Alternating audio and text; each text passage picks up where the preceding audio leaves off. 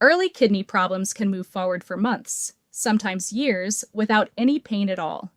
That is the hard truth. But painless does not mean silent. There are 7 signs your body may already be showing you, and today I am walking through all 7, one by one, so you know exactly what to watch for. I'm Grace Wells, kidney and diabetes health educator for older adults, and this is the kind of video I wish more people over 60 had in front of them before a routine blood test turned into a difficult conversation. Here is the important part before we go further. None of these 7 signs, on their own, means you have kidney disease. A single symptom is never a diagnosis. What matters is the pattern, how long it has been happening, and whether your doctor connects it to your blood work. So this is not a video meant to scare you. It's a video meant to make you more observant so that if something is happening, you catch it early instead of late. Let's start with the first group because these 7 signs actually cluster into 4 simple categories, and that makes them much easier to remember. Fluid balance, energy, urine and nighttime patterns, and skin and muscle. Kidney health after 60 often shows up first in one of these 4 areas, so let's go through each one. The first category is fluid balance, and the first sign is swelling. When kidneys are not filtering as efficiently, the body can hold on to extra sodium and fluid. That fluid tends to settle in the lowest parts of the body first. For most people, that means the ankles, the feet, sometimes the lower legs. For some, it shows up as puffiness around the eyes in the morning. Here is the home observation you can start today. Press a finger gently into your ankle for a few seconds. If it leaves a small dent that takes a moment to bounce back, that's worth mentioning at your next appointment. Write down which day you noticed it and whether it was worse by evening. It's also worth knowing that certain blood pressure medications and anti-inflammatory pain relievers, the kind many people take regularly for arthritis, can make the body hold on to more fluid on their own. That doesn't rule kidneys out. It just means the full picture, medications included, is what your doctor needs to see. The second sign, still in that fluid category, is a sudden, unexplained weight change over just a few days. Not weight loss from diet or exercise.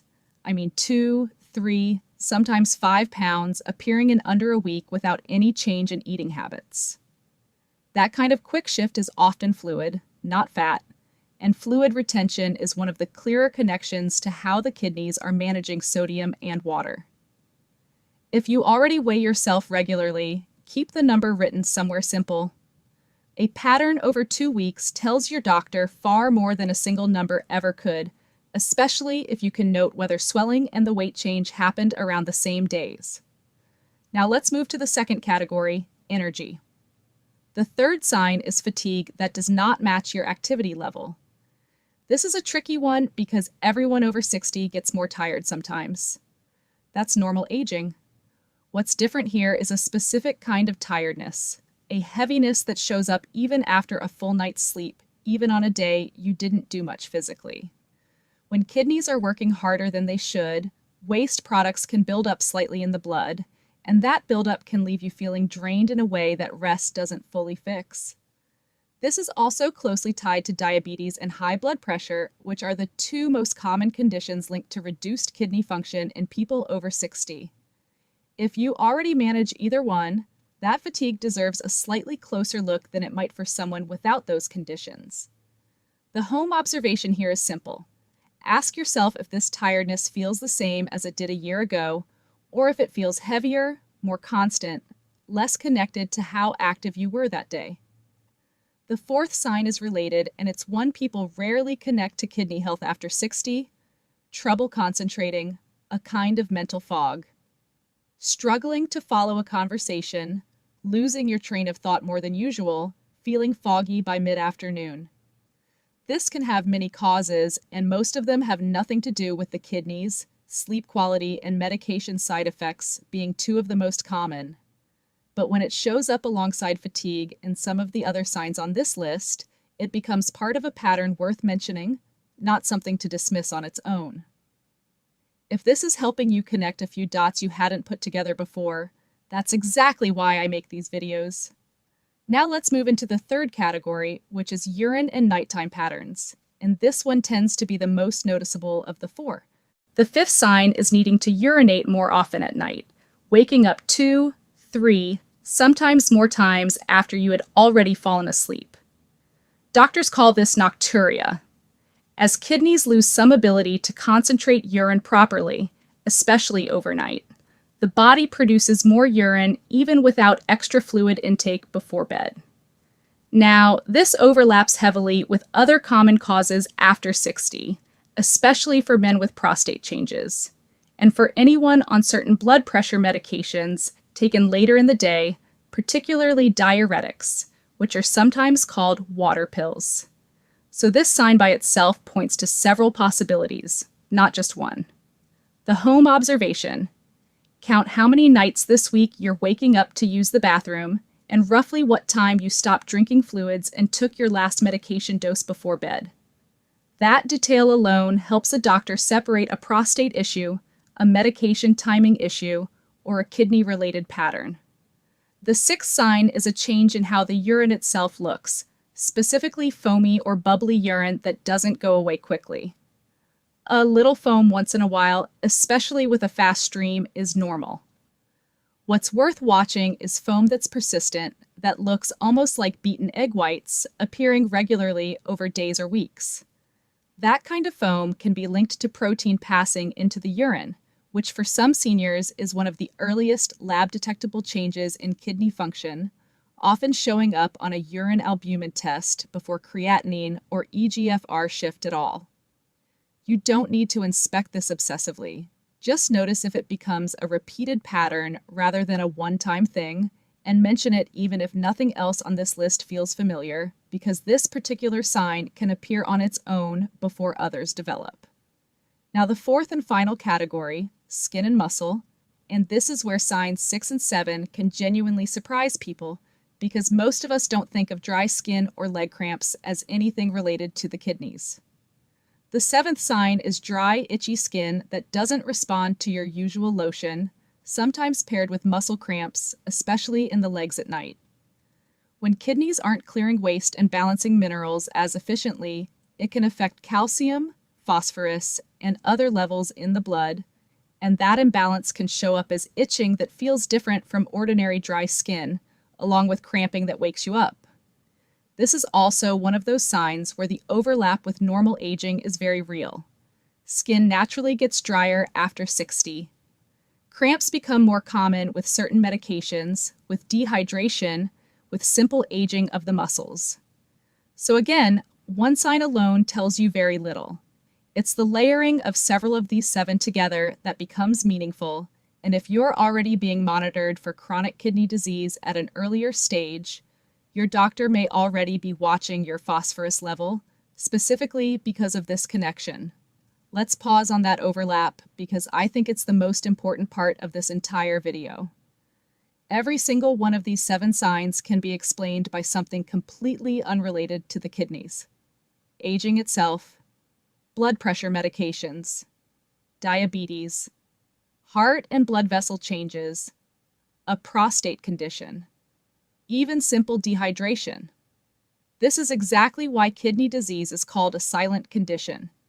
It doesn't usually announce itself with one clear symptom that says this is your kidneys.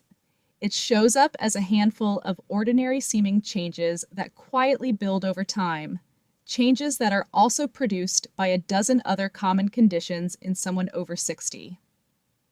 That's not meant to worry you. It's meant to explain why the blood test matters so much more than any single symptom on this list.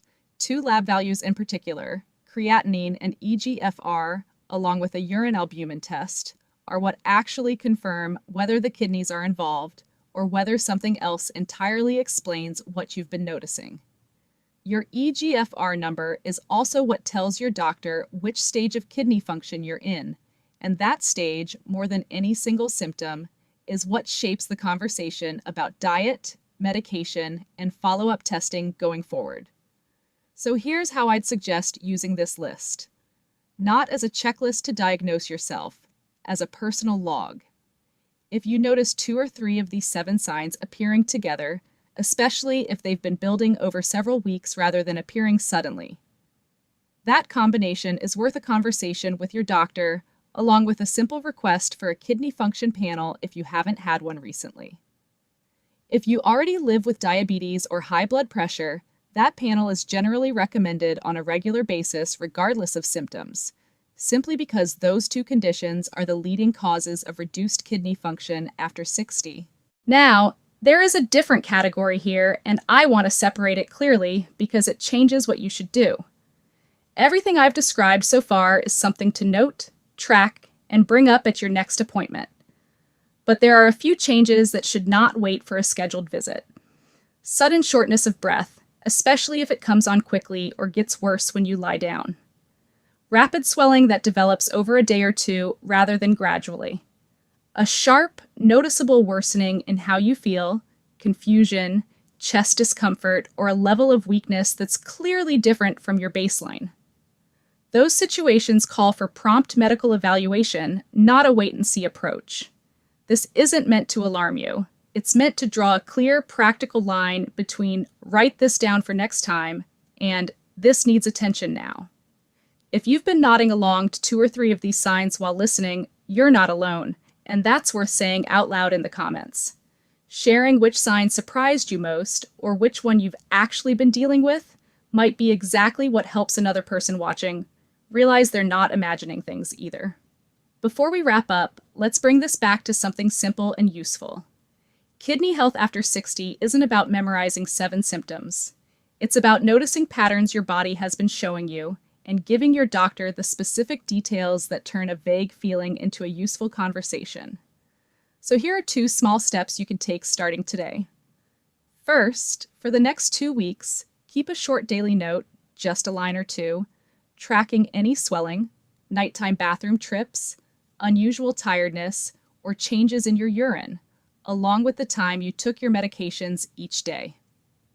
Second, bring that note to your next appointment and ask specifically for a kidney function panel, creatinine, eGFR, and a urine albumin test if it hasn't been checked in the past year, and ask what stage your eGFR result puts you in if the number comes back lower than expected. This video is educational, not a diagnosis, and it isn't a replacement for your doctor's evaluation. Every one of these signs can have several explanations, and your own lab results, medications, and overall health are what actually determine what's happening in your case. If this gave you a clearer answer than the usual vague symptom list you might have seen before, that's exactly why I make these videos. And a like helps this reach more people who need the same clarity. And if one sentence here helped you think of a question to ask at your next appointment, tell me in the comments which sign stood out to you. Your comment might be the exact thing that helps someone else watching feel less alone in this. If this is the kind of straightforward kidney health guidance you wish someone had explained to you earlier, you may want to stay with this channel because we cover exactly this kind of practical, over 60 kidney health information every week. And speaking of patterns that build quietly over time, next I want to tell you about a man who ate the exact same breakfast for years, a breakfast most people would call healthy, until one set of lab results changed everything he understood about it. That story is coming up next, and it connects directly to some of what we just talked about today.